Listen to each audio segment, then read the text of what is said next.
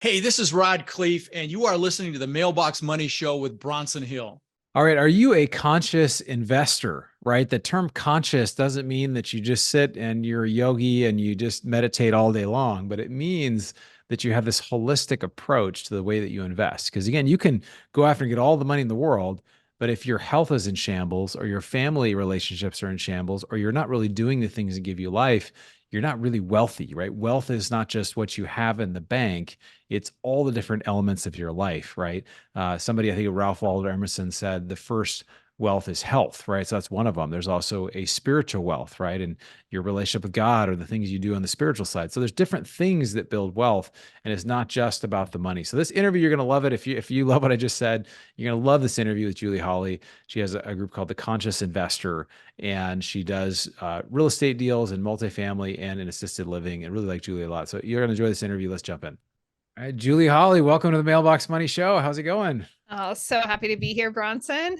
Well, I'm happy to Thanks. I'm happy to see you. We were just recently at a book writing camp, and I'm writing my second book called Rich Brain, and you are writing your book called Conscious Investor, which fits with your brand. And I am so excited to talk with you because I think we both kind of started about the same time, maybe like 5, 6 years ago, and you've just done all kinds of amazing things. And what I love about what you're doing is you're creating, there's an alignment. It's not just, people really do sell themselves or sell their soul for money, and you're all about, there's different forms of wealth here, and spiritual, emotional, physical, all the different parts, and there's financial, there's all the different parts, the different sides of wealth.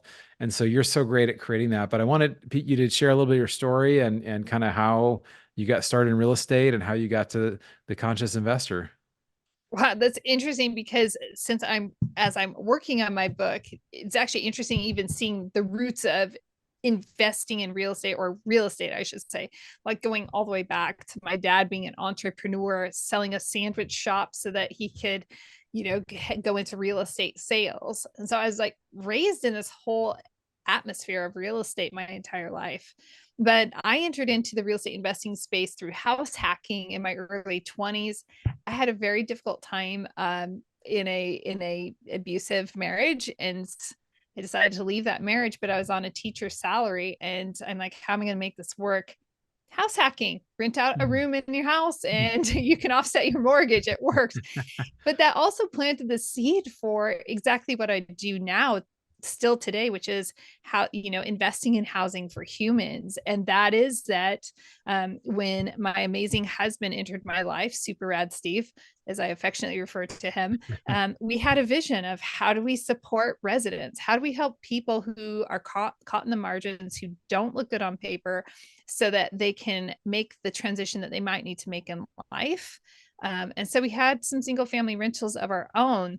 And after a while, and after we had our second child, it started to feel really vulnerable. And I was like, I just don't like this. And so, in that process of trading that 1-to-1 ratio of, wow, this is great, we have cash flow off the single family house, but 100% vacant means 100% no income coming in. And so we transitioned that portfolio into multifamily real estate investing. We went in on the passive side before I went active because I wanted that experience. And ultimately, this is interesting. Bronson, you were the very first phone call we ever had with anybody on the passive investing side of things. Like, I wasn't going active at that time. I knew I wanted to, but I remember, I was still a public school educator at the time, and we had a shift. You had a deal that was going live, and we're like, I asked my husband, can you get over here to the school right away? And we had this like very fast meeting. It was so much fun. And it's so fun to see like where our lives have gone since Yeah. that moment. Uh, and just with that, to kind of put the bow on top, is that because we were willing to follow the path unfolding before us, and that meant walking early adulthood with struggles, but using those struggles and allowing God to repurpose that for something greater, then allowing to iterate off of single family investing into multifamily investing.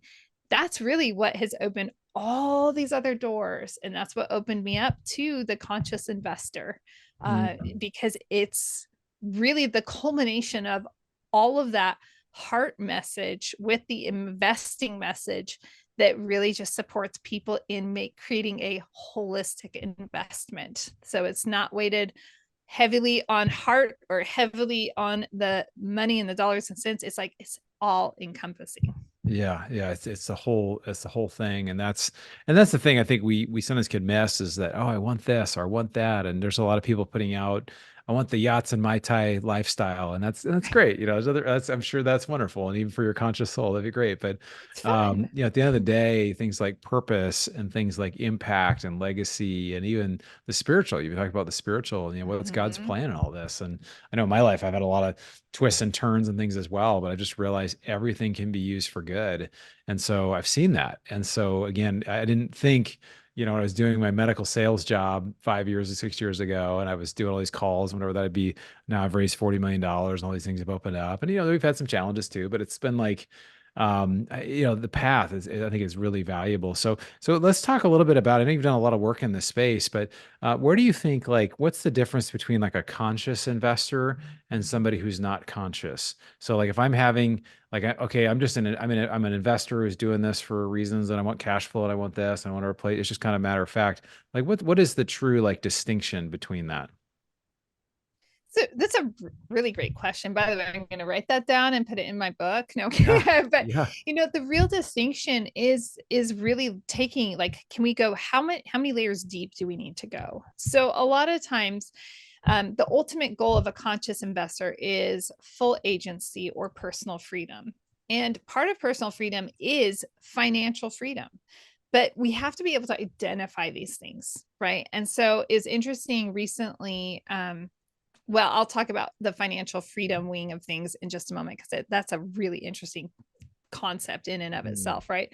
But when we're talking about personal freedom, it's not tied to how much money we have in the bank account. And so often we are subordinating our entire lives to, well, when I have this much in savings, when I have this much in investing, when I have X amount, and it's tied to our net worth, or it's tied to our income level or our savings.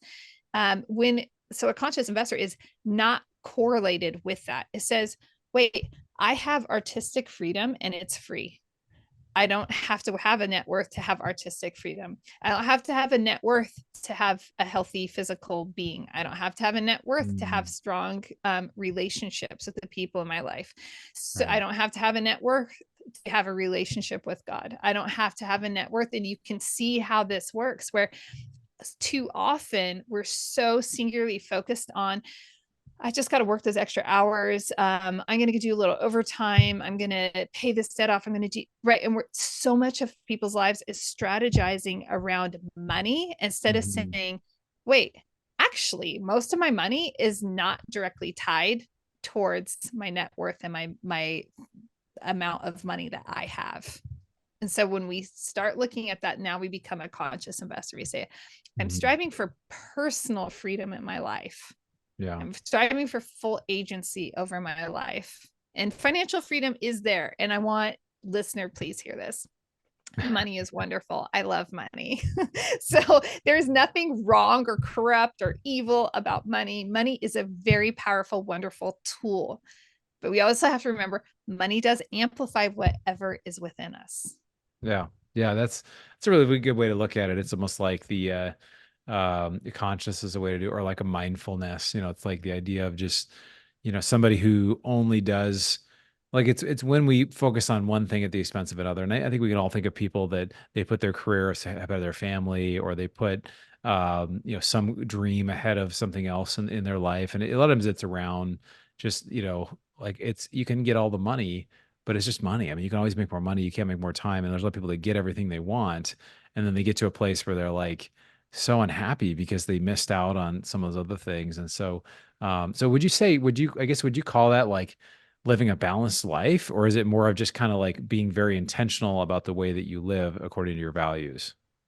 I really don't believe in balance at all. I'll like, I wrestled with the whole balance concept a lot.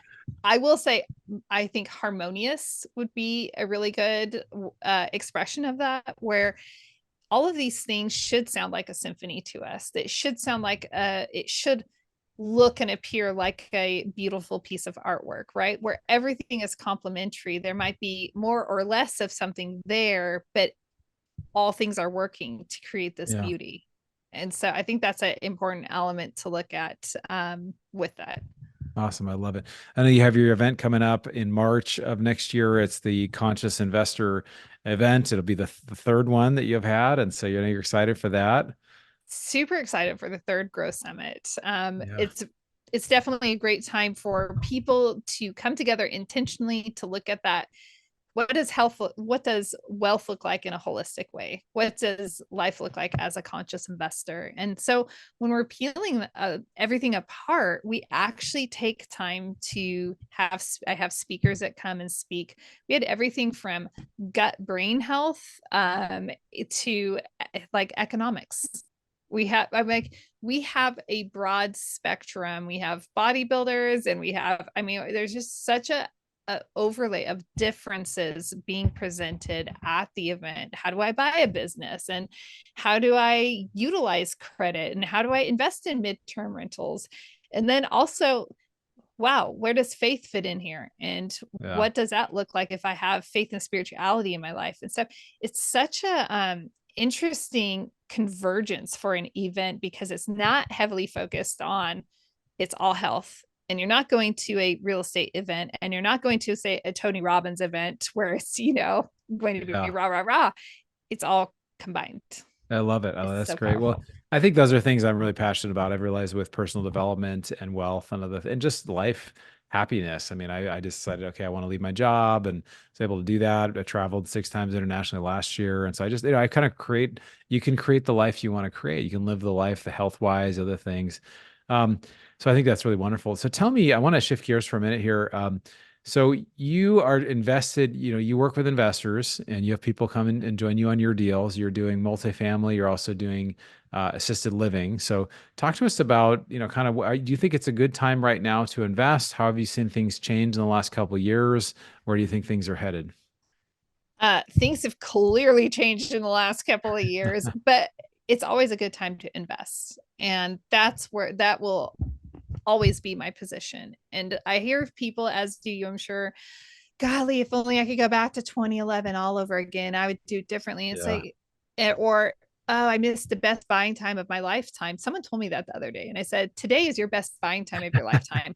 Buying real estate right now, today, Right now. investing Yeah. right now is the best time of your life, Yeah. So when I look at the overlay of what's taking place in the investing space, interest rates, they're a distraction. People are looking at that and they're using it as a talking point, and it's just distracting, because Yeah. a good deal is a good deal. And so if the interest rate is 18% and the deal still works, it's still a good deal, right? And Yeah. so we have Right. to look at the metrics that we are considering in our investing to say, do the fundamentals of this investment opportunity actually work, and what are the underlying assumptions here that these projections are based off of? And if I agree with those assumptions, then why would I not invest in this? Yeah. Yeah, exactly. Yeah, so I think that's really a good point. And again, I think it's a great time right now we're just after a couple of years, we're starting to get back into our multifamily real estate deals. And I think there was a big standoff between buyers and sellers, and now a lot of sellers are like have to sell kind of stuff, where it's like we're seeing those deals out there. So for assisted living, we have a senior housing deal that we've done recently, a new development in Arkansas. But tell me a little bit about that. How many, when did you get involved with that? What do you like about that space? Oh, I love the assisted living space. So I just ventured into assisted living a year ago, coming up on a year. And I'm all about partnerships first. Go figure, the conscious investor would say, who are the people behind the deal? Who's Yeah. operating? Who's like, give me the people first. Strong people, especially when you're considering we're caring for a very precious demographic, and we want to make sure that we're not just buying the real estate. We're not just buying a property manager and a maintenance person like we do when we, with a multifamily complex. Like, no, we're buying 120 licensed beds, and we're acquiring a staff of 100, of 100. And so there's a lot more mechanics to it. A lot of moving parts. And so like, I absolutely love it.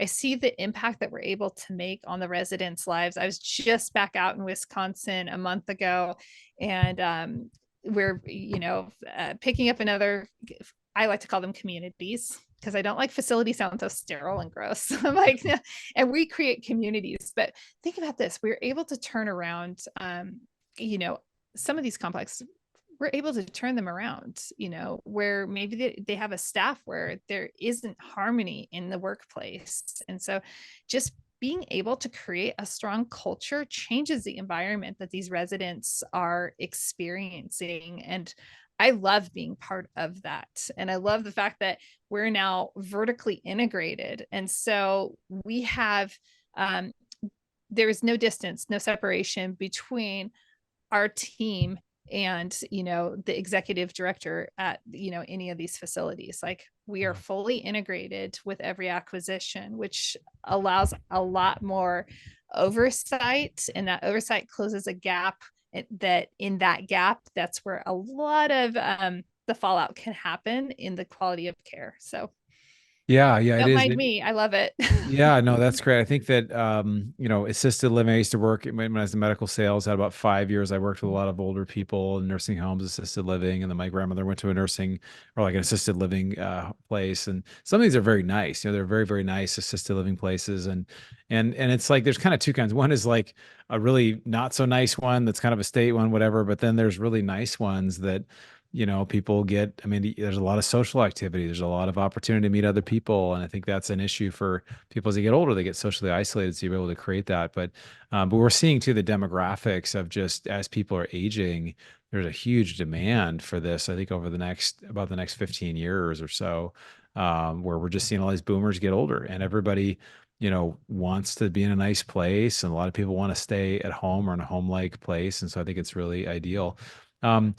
So I guess for you, you're creating, can you talk a little bit about your book and kind of what's going to be in the book, where people can get that, and just what you're creating? Because I know that's super exciting what you're creating. I would love to hear more about that. It is super exciting. The Conscious Investor, and the subtitle is always a work in progress, but initially the working title was just like the Conscious Investor Manifesto, because most people don't understand, what does this mean for me to be a conscious investor? What is this other philosophy, and how does spirituality have to do with anything? And why do I have to worry about my health?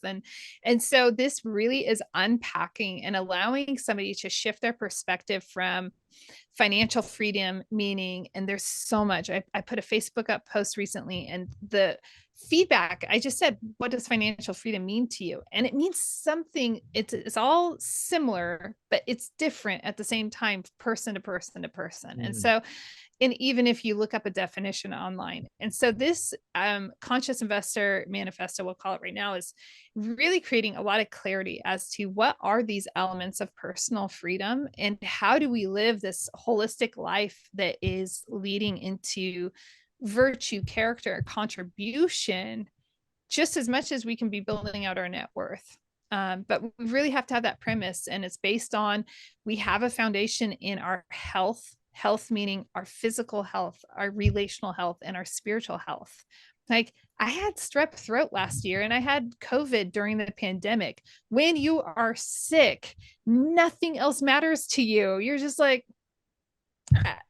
who cares about money? It's not making me better at this moment, right? And so we have to be caring for our health as a foundation. And when we are healthy, we can make much better, clearer decisions, right? Because if we have a micro distraction in our life because we're physically uncomfortable, because, our hip is, having a problem, or because, we are maybe have some gut issues because we're not eating well. Like, if we have a physical problem, we're going to have a micro distraction, which can lead to a macro dysfunction in other parts of our life. And that type of health is going to resonate with our relational health and with our spiritual health. So we want our health to be like intact, solid, before we start building any type of, like, before we make wealth, like what is the matter of the wealth to begin with? But I'll pause there. No, there's I can't remember, it was Ralph Waldo Emerson or somebody said the first wealth is health. And so it kind of is the idea of Mhm. like, yeah, I mean, you can always make more money. You can't make more time. So, you miss out on things with our kids. We miss out on things with just people, family members, things that we value. That's important. That's why I think it's so important to start with the end in mind, right? To start with, what is it like I want to create? What is it I feel like I'm supposed to do with my life, and get your purpose and your focus and your direction set. And then once you figure that out, you can figure out, okay, this is how I'm going to go from here to there. Or you can figure out the stuff. But I just think a lot of times people say, oh, I just want more money, or I just want more whatever. And it's like, well, hold on, let's take a step back. Like, what's the reason? Like, what's the real end goal of all this? And then you get into spirituality, and you get into all the different things. Where's God and all this? And I think it's wonderful, because I think that there needs to be more integrated conversations around faith and money, and even health and other things, because it's all related. It's like, if I'm dying of cancer, then all the money in the world doesn't matter. It doesn't really matter. I mean, there's legacy, I guess, but it doesn't really matter when it comes to, being able to enjoy life. So I think that's really important. So, what are some things that we talked about, obviously we talked about investing, we talked about your conscious investor. What are some other things that you're excited about that are coming up for you, that you're either on the investing side or the personal side, or even some developments in those areas that you're excited about? I feel like there's always something on the precipice. I blessed to be able to go to speak at different events, and that's always exciting. It's exciting when you have a new acquisition underway. It's exciting when you have strong partnerships that are trustworthy and dependable, that just going deeper into those.